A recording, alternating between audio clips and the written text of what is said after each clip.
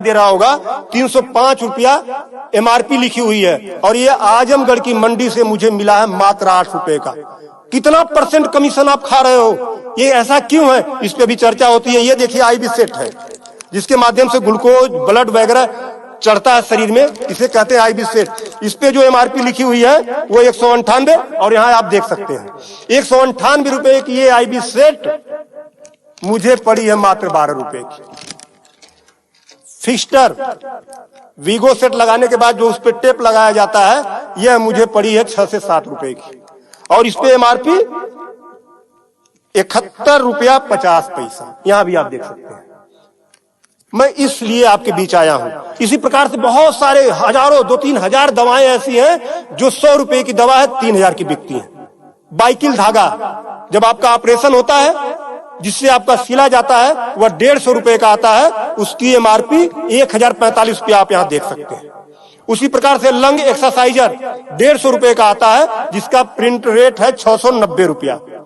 बुखार में जो पैरासीटामॉल की जो बोतल आती छोटी सी वो 50 रुपए की आती है और उसकी एमआरपी यहां आप देखें एमआरपी 522 रुपया है। कमर की बेल्ट जो 100 रुपए की आती है उसे 500, 600, 700 रुपया प्रिंट। और तो और जब किसी की हड्डी टूटती है तो जो राड पड़ता है, राड अधिकतम रेट राड का 500 से लेके 1500 रुपया तक, अलग अलग वैरायटी है 500 से 15 तक, लेकिन आपको 5000 से 20,000 रुपया 25,000 रुपया चार्ज किया जाता है।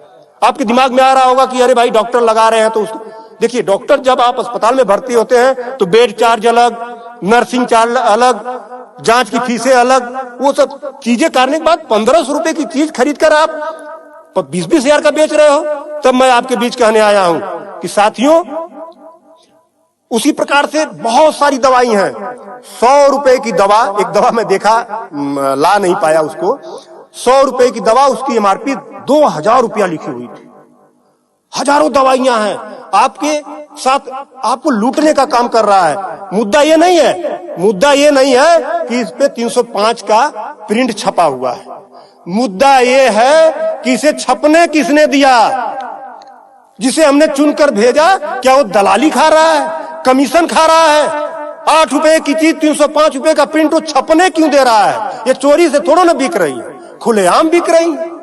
तो ये जिम्मेदारी सरकार की है। इसीलिए मैं कह रहा हूं कि आइए, और ये मुद्दा किसी सपा भाजपा कांग्रेस किसी नेता का थोड़ा ना है, ये भारत के 140 करोड़ जनता से जुड़ा हुआ मुद्दा है।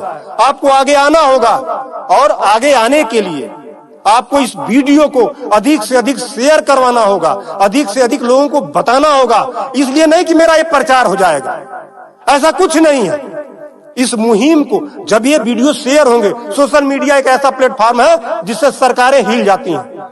आज मैं इस चीज को लेकर आया हूं, यह जनता से जुड़ा हुआ मुद्दा है। जब आप मेरी इस बात को, जनता की इस आवाज को अपने इलेक्ट्रॉनिक गैजेट्स के माध्यम से आगे बढ़ाने का काम करेंगे, निश्चित रूप से सरकारें डरेंगी। और मैं तो कहता हूं सरकारों को जनता से डरना चाहिए, जनता को सरकारों से नहीं डरना चाहिए।